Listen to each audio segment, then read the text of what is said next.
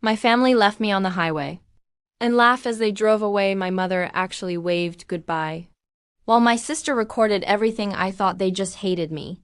But 6 hours later, a stranger stopped, and that's when I discovered what they were really hiding. And if this story makes your blood boil even a little, hit subscribe right now, because by the end of this video, you are going to feel something close to justice. My name is Sarah Bennett, and for 34 years, I was the responsible one in my family. The one who remembered birthdays. The one who drove 4 hours to bring soup when someone had the flu. The one who, for the last 2 years, visited my grandfather every single Saturday without fail. I want you to remember that detail, because it matters a lot later. I grew up in Grand Rapids, Michigan, in a house that always felt 1 degree colder than it should have been. Not because my parents were poor, we were comfortable. My father Robert ran the family furniture company that my grandfather built from nothing. It was colder because of the way love was handed out in my house, like it was a limited resource that had to be rationed carefully.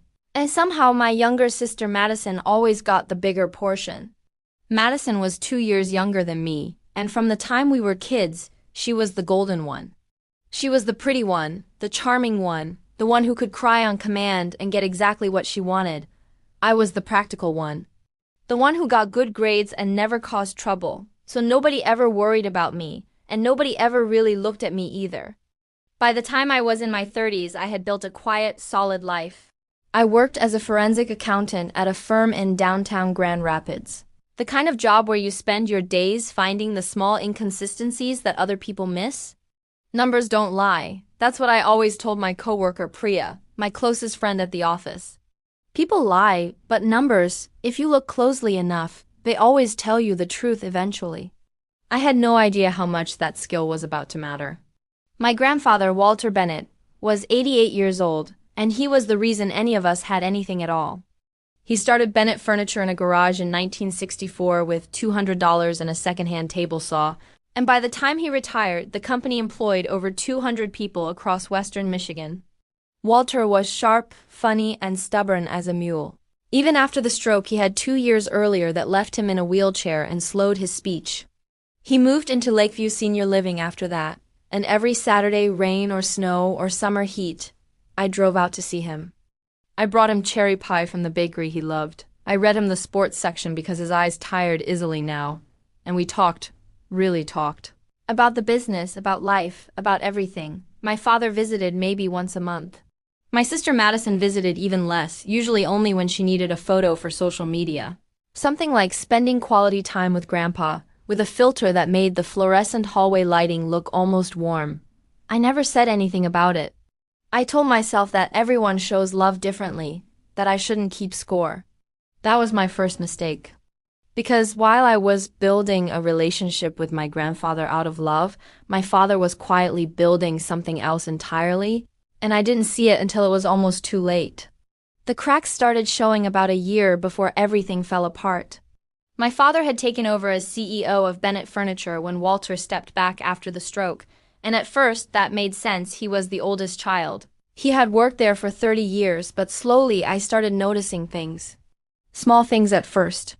My brother-in-law Brad, Madison's husband, suddenly had a fancy new title at the company, Director of Business Development, despite the fact that Brad had been unemployed for the 8 months before that and had no actual business background beyond failing at 2 different startups.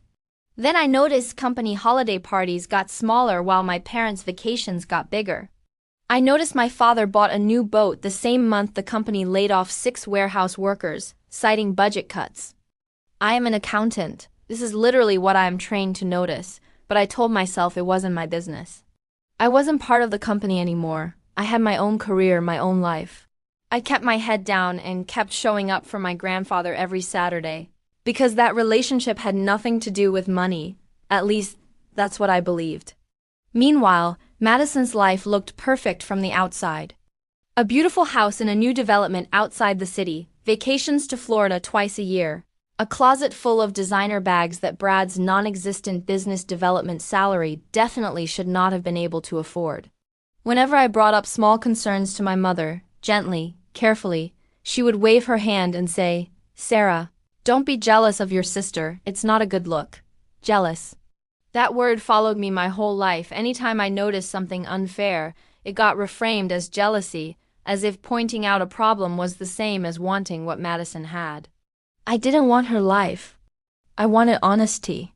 But in my family, honesty was treated like an inconvenience, something rude people brought up at the dinner table. The real turning point came on a Saturday in March, about 4 months before the trip. I was visiting my grandfather, and he seemed unusually tired, more confused than usual, struggling to remember what day it was. The nurse mentioned he'd had what she called a confusional episode the day before, not uncommon after a stroke, especially when he was dehydrated or hadn't slept well, but something to keep an eye on. I made a note of it in the little health journal I kept for him, something I had been doing quietly for 2 years, dates, symptoms, doctor's notes, medication changes, all of it. I did it because I loved him and wanted to make sure nothing slipped through the cracks. I had no idea that journal would become the single most important piece of evidence in my entire life. A week after that visit, Walter mentioned something strange to me. He said, "Robert came by with some papers, wanted me to sign something about the company. I don't really remember what. My head wasn't right that day."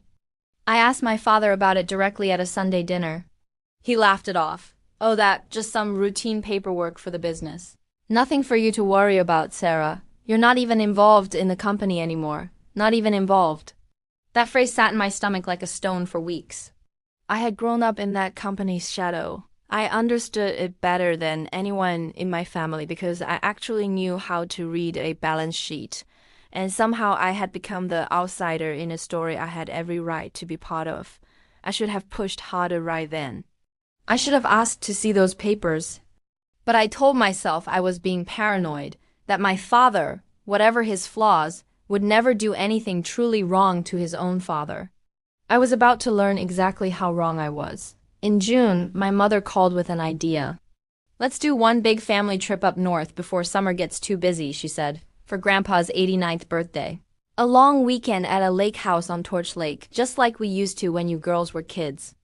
I should have felt suspicious of how excited everyone suddenly was about quality family time, something we hadn't prioritized in years, but I wanted to believe it. I wanted so badly for my family to actually be the family I kept pretending we were. There was a complication, though. My car had been in the shop for over a week with transmission trouble, and my mother suggested I just ride up with them instead of renting a car. "We'll all go together, one big happy group. Doesn't that sound nice?" It did sound nice. That's the cruelest part looking back, how normal and warm it all felt right up until it wasn't. The morning of the trip, I packed a small bag, brought a card and a gift for my grandfather, a leather-bound journal, because he always said he wished he'd written down more of his life story, and climbed into the back seat of my parents' SUV next to Madison. Brad sat up front with my father, my mother in the passenger seat, the radio playing some classic rock station, everyone seemingly in a good mood. About 2 hours into the drive, we stopped at a gas station off Highway 31, somewhere past Manistee, for snacks and a bathroom break. I went inside, used the restroom, grabbed a bag of pretzels and a bottle of water, chatted for a minute with the cashier about the heat. When I walked back outside, the SUV was gone. At first I laughed, actually laughed, assuming they had pulled around to get gas or were messing with me by hiding behind the building. I waited 5 minutes. Then 10. I called my mother's phone, no answer. I called my father, no answer. I called Madison, and on the 4th ring she picked up and I could hear all of them in the car laughing, music playing. "Oh my God, did we leave without you?" she said between giggles. "That's so funny. Oh my God. Wait, hold on." And then I heard my father's voice in the background say something I will never forget as long as I live. He said, "Let her sit there for a while. It'll be good for her." Then the call disconnected. I stood in the parking lot of a gas station in the middle of nowhere, 90-degree heat, my phone at 11% battery, completely alone, while my own family drove away laughing. I want to be honest with you about what that felt like, because I think a lot of you have felt some version of this. The moment you realize the people who are supposed to love you the most see your pain as entertainment. It wasn't just embarrassing. It was the kind of pain that goes all the way down to a place you didn't know existed inside you. A confirmation of every quiet fear I'd had my whole life, that I simply didn't matter to them as much as I thought I did. My phone died about 40 minutes later. I went inside the small attached diner and asked the older man behind the counter, whose name tag said Earl, if I could use his charger and maybe his landline. Earl took one look at my face and didn't ask questions, just poured me a cup of coffee and said, "Sit down, hun, take your time." I will be grateful to Earl for the rest of my life. I sat in that diner for almost 6 hours. I called every family member I had a number for. Nothing. Finally, around 6 in the evening, my phone buzzed with a text from Madison. It said, "LOL, sorry got busy. Can you just get a ride or something? We're staying at the lake house tonight." Followed by a laughing emoji. Get a ride or something? Like I was a forgotten umbrella, not a person, not her sister.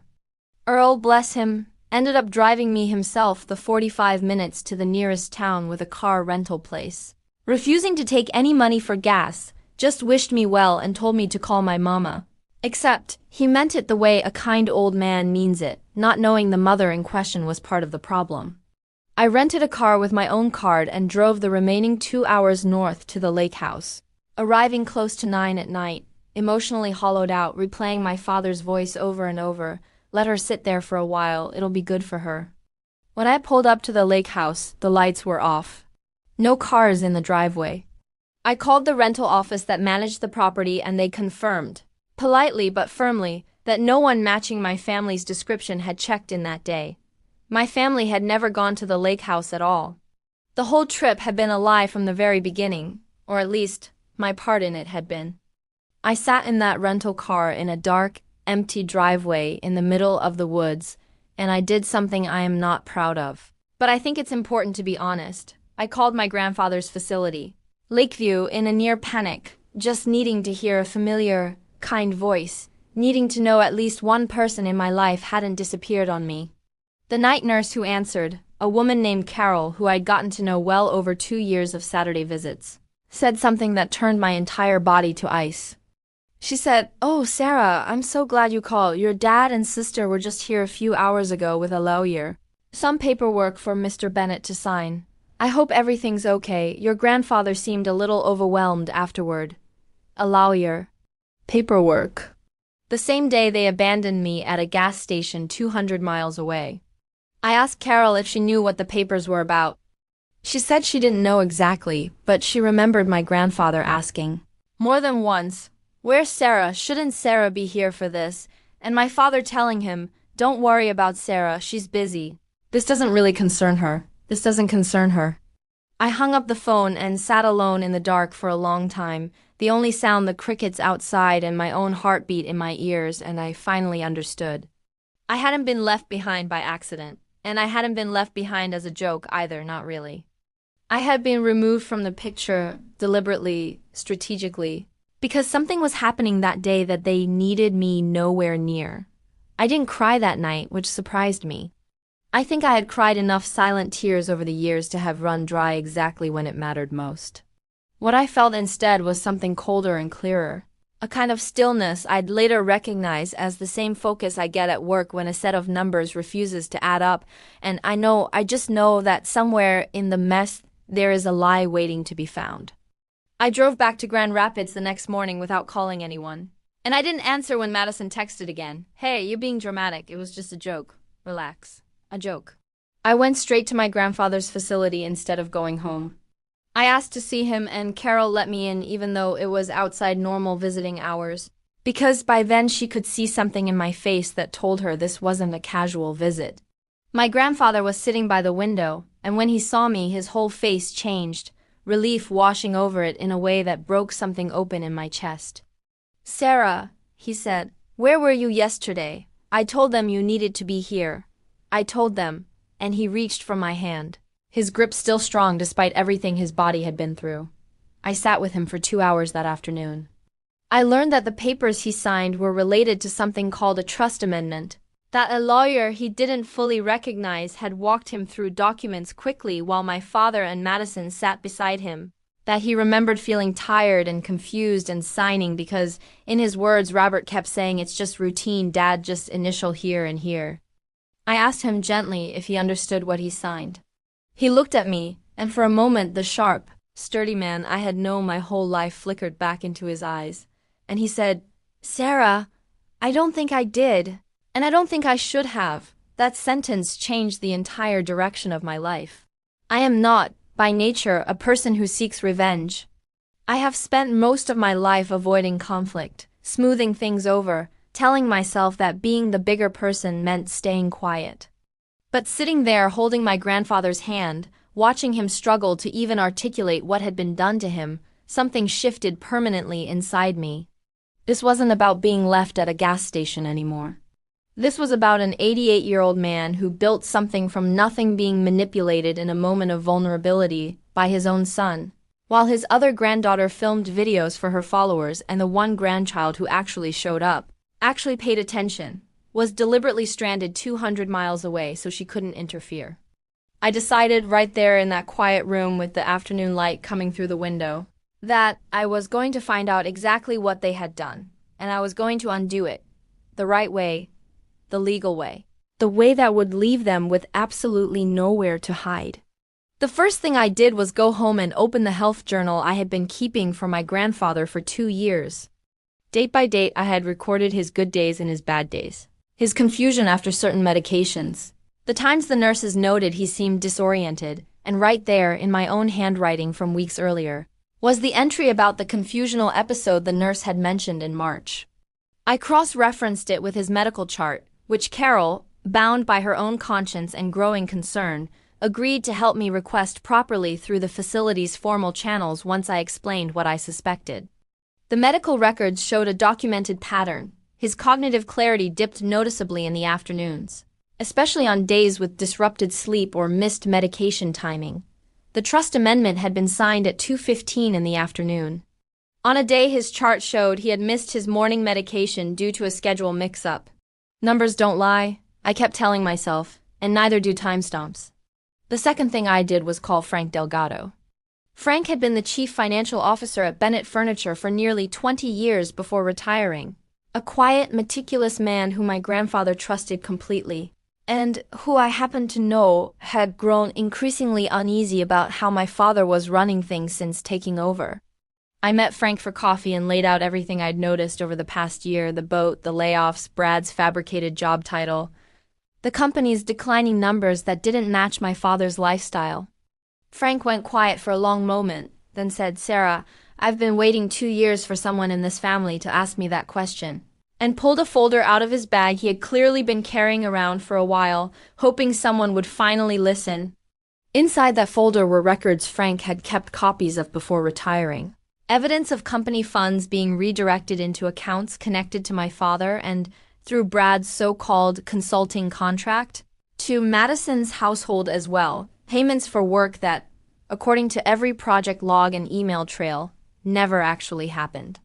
My father hadn't just manipulated my grandfather's trust. He had been quietly embezzling from the family company for nearly 2 years, using Brad's fake position as one of the channels. The third thing I did was retain an attorney, not the family's longtime lawyer.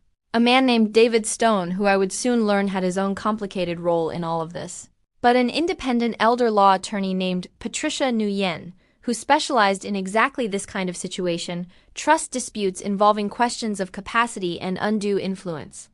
I told her everything: the health journal, the medical chart timestamps, Frank's financial records, Carol's account of my grandfather's confusion, and his repeated question about where I was. Patricia listened to all of it without interrupting, and when I finished, she said something that I will remember for the rest of my life. She said, "Sarah, what you've put together here isn't just a strong case. It's an unusually well-documented one. Most people in your position don't have 2 years of dated medical observations sitting in a notebook.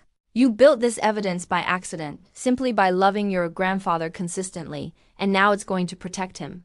I cried for the first time since the gas station, right there in her office, not from sadness this time, but from something closer to relief. The fourth thing I did, and this was the hardest, was reach out to David Stone, the family's longtime lawyer, the one who had been at Lakeview that day with the papers. I half expected him to stonewall me, to protect my father out of loyalty or self-interest. Instead, when I called him and simply said, "David, I need to ask you about the trust amendment my grandfather signed in March," there was a long pause, and then he said quietly, I've actually been hoping you would call. David told me that Robert had pressured him to draft the amendment quickly, had insisted on doing the signing at Lakeview rather than at the office, had specifically scheduled it for an afternoon when he knew, somehow, that I would not be available. David admitted he had felt uneasy about the rushed nature of it the whole time, uneasy enough that he had, on his own initiative, recorded a brief video on his phone of Walter being asked basic orientation questions before the signing, partly to protect himself professionally if anything were ever questioned later. In that video, Walter could not correctly identify the day of the week or the current season. It was July. He said it was probably March. That recording, which David had quietly kept rather than deleted, became the single most damning piece of evidence in the entire case. With Patricia's help, I filed a formal petition in probate court to invalidate the trust amendment on the grounds of lack of capacity and undue influence. Supported by my health journal, the medical records, Frank's financial documents showing motive, and David's video recording. I also, separately, reported the financial discrepancies at Bennett Furniture, with Frank's documentation, which triggered an internal audit required under the company's own bylaws. The same bylaws my grandfather had written decades earlier, specifically to protect the business from exactly this kind of internal corruption. I want to be clear about something because I think it matters. I never once raised my voice at my family during any of this. I never showed up at a dinner and threw papers on the table the way you might see in a movie. I let the legal process do what legal processes are built to do, slowly, methodically, undeniably.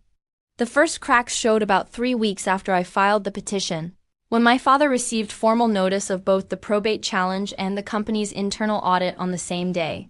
He called me furious, demanding to know what I thought I was doing, accusing me of trying to destroy the family over, in his words, some silly little gas station mix-up. I told him calmly that I wasn't calling about the gas station. I was calling about a documented pattern of financial misconduct and the manipulation of an elderly man with diminished capacity, and that he was welcome to explain all of it to the court. He hung up on me. Madison's calls started after that, swinging wildly between guilt trips and rage. You're tearing this family apart. Do you know what you're doing to Mom? Grandpa would be devastated if he knew you were doing this to his own son. I had to remind her more than once that Grandpa was the one who asked the court to appoint an independent review in the first place. Once he understood what had actually happened to him, because once Walter's clearer days returned and Patricia explained everything to him gently, with his full understanding restored, he had been the one who said, with tears in his eyes, "I want this fixed. And I want Sarah protected. She's the only one who ever actually protected me." That sentence, more than anything, was the moment I knew I had done the right thing. The probate hearing took place in late September. My father showed up with David Stone, who, by then, had voluntarily disclosed everything he knew to the court rather than risk his own license protecting a client who had pressured him into an unethical signing. Madison and Brad showed up too, Brad looking pale and stiff in an ill-fitting suit, clearly aware that the financial records implicated him directly in receiving payments for work he never performed. The judge reviewed the medical records, the time-stamped journal entries, David's video, and Frank's financial documentation. My father's attorney tried to argue that the trust amendment had simply been a normal estate planning update and that I was a disgruntled family member overreacting to being left at a gas station. The judge, a sharp-eyed woman named Judge Caldwell, looked directly at my father at one point and asked him to explain, on the record, why the signing had been scheduled at a senior care facility on a weekday afternoon rather than at his father's usual lawyer's office during a morning appointment.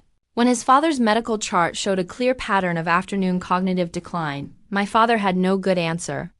The ruling came down 2 weeks later. The trust amendment was voided in full, restoring the original distribution my grandfather had set up years earlier, before any of this began, the distribution that, notably, treated all 3 grandchildren equally and gave Frank Delgado, as company CFO at the time it was drafted, oversight authority to ensure proper management of business assets going forward. The internal company audit, completed around the same time, confirmed nearly $400,000 in misappropriated funds traced directly back to my father, funneled in part through Brad's fabricated consulting payments.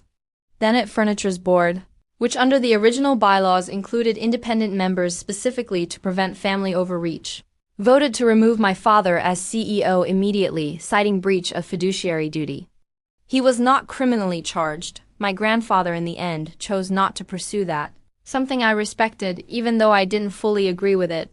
But my father was required to repay the misappropriated funds in full as part of a civil settlement, and he resigned from the board entirely rather than face a forced removal that would have been a matter of public record at every employee meeting.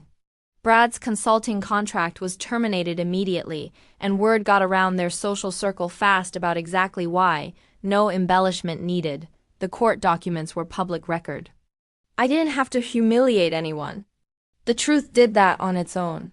My grandfather asked me to step in as interim head of the family trust overseeing Bennett Furniture, working alongside Frank Delgado, who came out of retirement specifically because, as he put it, Walter, somebody's got to make sure this place is still standing for the next 50 years, and I trust exactly one person in this family to help me do it. I won't pretend the transition was easy.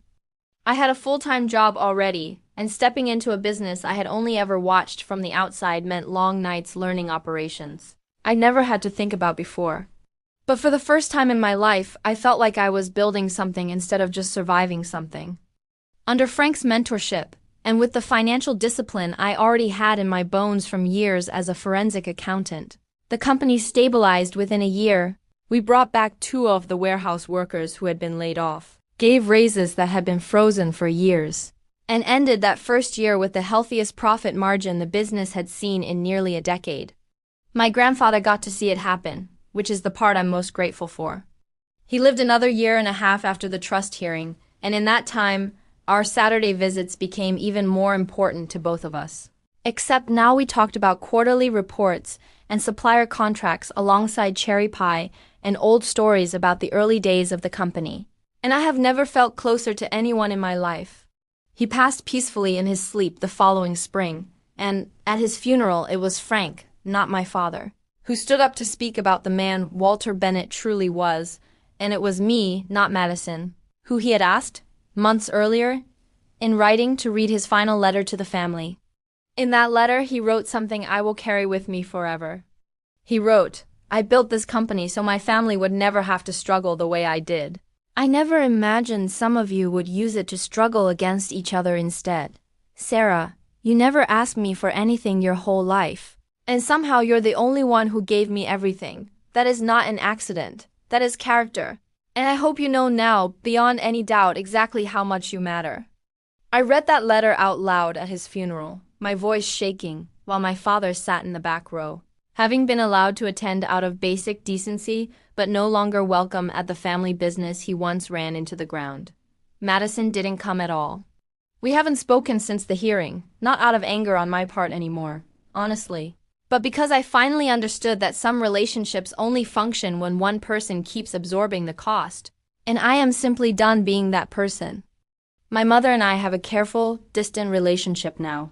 A few calls a year, a birthday card, nothing close to what I once hoped for. But I've made peace with that too, because I learned something important through all of this. Family isn't just the people who share your blood. It's the people who show up consistently, without needing applause for it. Frank became something like the grandfather figure I didn't know I'd need again. And Carol, the night nurse from Lakeview, still sends me a Christmas card every year. And Earl, the diner owner who gave a stranded, humiliated woman a cup of coffee and a ride, without asking for anything in return. He still works that same counter off Highway 31, and I stop in every single time I drive north now. Just to say thank you, again and again, because some debts of kindness you never fully repay, you just keep showing gratitude for them. Looking back on everything now, I think about that day on the side of the highway differently than I expected to. At the time, it felt like the cruelest moment of my entire life. Standing there in the heat, watching the car I trusted disappear down the road, while the people inside it laughed. But it turned out to be the moment that finally woke me up. The moment I stopped quietly absorbing unfairness and started paying attention to the patterns I had spent years ignoring out of love, or maybe out of fear. If there's one thing I want you to take from my story, it's this: being the reliable one, the quiet one, the one who never makes waves, does not protect you from betrayal. Sometimes it just makes you an easier target for it. Your patience is not the problem. But your patience deserves better company than people who only value you for how much you'll tolerate. I didn't get revenge by screaming or scheming or burning anything down. I got justice by paying attention, by keeping records out of love rather than suspicion, and by finally trusting myself enough to follow the truth wherever it led. Even when it led straight through the middle of my own family, they thought leaving me on the side of a highway would keep me out of the way. Instead, it gave me 6 quiet hours to finally see them clearly, and that more than anything else was the moment everything in my life began to change for the better. If this story meant something to you, if any part of it reminded you of your own family, your own quiet sacrifices, your own moment of finally seeing clearly, let me know in the comments, and don't forget to subscribe, because there are so many more stories like this one still to tell.